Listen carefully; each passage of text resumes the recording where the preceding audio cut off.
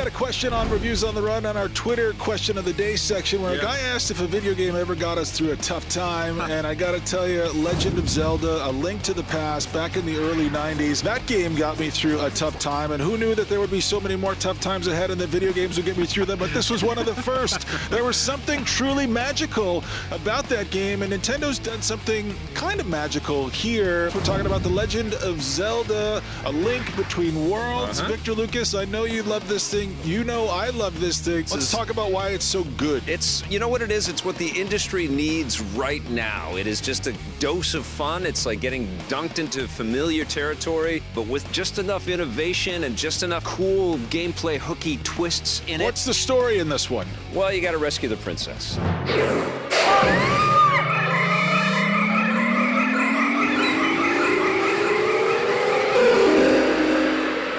There's a bad guy in this thing. I think his name is Yuga. Yep. And he has the ability to turn people into paintings. And I gotta say, that's a really dark thing to be able to do to people. And this is the first time in a long time that I felt this sense of menace in a Zelda game. And what Yuga's trying to do is he's trying to resurrect Ganon, so he's got to get all the sages and stuff. Basically, it's an excuse for you to go through a million different dungeons.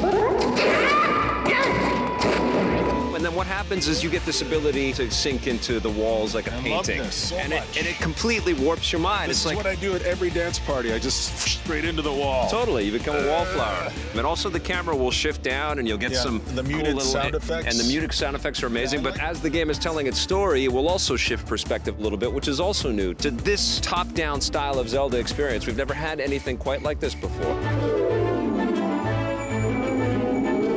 We see all of the creatures that we have come to know and love and expect in a Zelda game, but there is something about this experience that feels fresh and alive and vital, and I cannot believe after all these years that this franchise, even though we're doing a lot of the same things and we're going to the same world, maps, man. It's still important. You've got to play this game. This is one of the best titles of 2013. Absolutely. Handheld, console, next-gen consoles. This is the best. And this is the Master Sword of portable game consoles. This is the special edition 3DS XL. How many 3DSs do you have now? I have about 3 or 4, but this is the one. This is the Master Sword. Look at it, gleams. Let me ask you a question. Gleams. It has the Triforce on the front and the back, and it's all gold. Look at that. It's beautiful. Oh, man.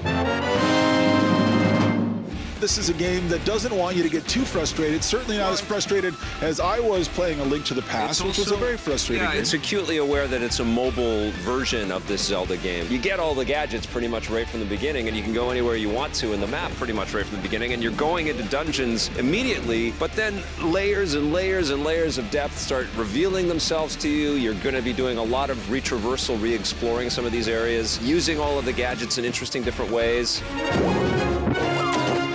And once you get in there, once it sinks its claws into you, you're not going to be able to put this down. Even with PS4s and Xbox Ones and everything else around there, this is going to be the game you're going to play. All right, Link, score it up. 10. 10 for me as well.